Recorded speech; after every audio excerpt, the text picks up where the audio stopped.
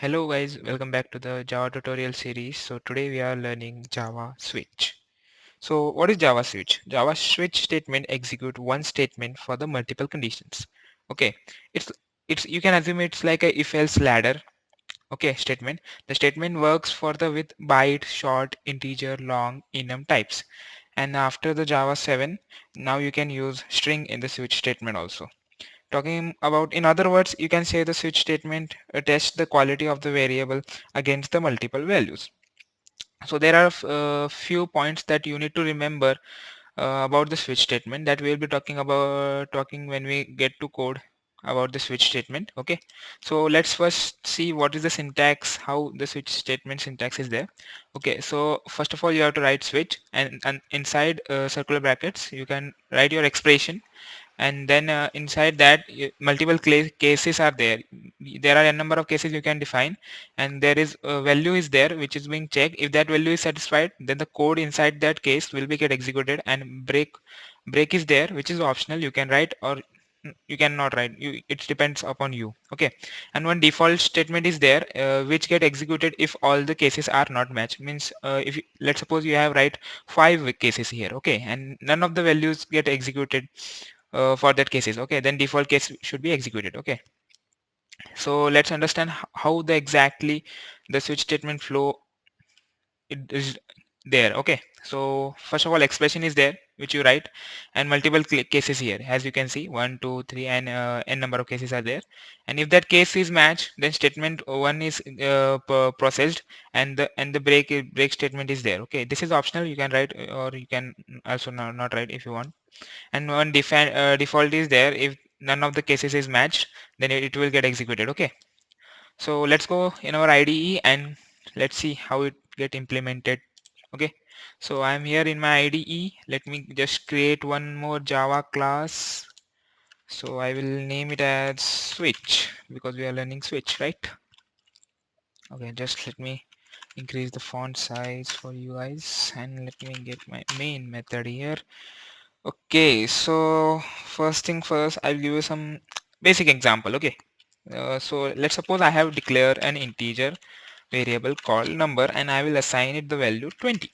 Okay, and after that I will define one switch. Okay, so for define I will write switch, and inside bracket I will give it the variable number. Okay, pass the variable number, and under that inside switch I can define a number of cases, as you can I have, as you have told you. Okay, so I will define one case where the value of the number should be 10. Okay, so in that case I will just print 10.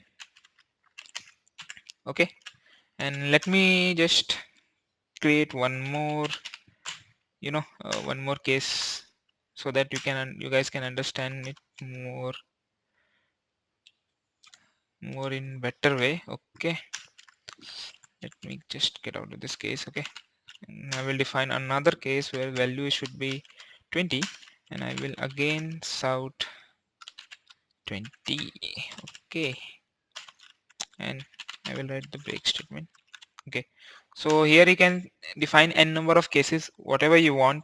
Okay, and after that don't forget to write the default case. Okay, so my default case should be, let's suppose I'm writing not 10 or 20. Okay, so here I am telling that value of the number is not 10 or 20. Okay, so that's why the default case is being executed, because if the value of value of this number variable is 20, then a 20 will be executed. If value of the number is not 20, then this will be get executed. Okay, so I guess that should run. Okay, let me run this.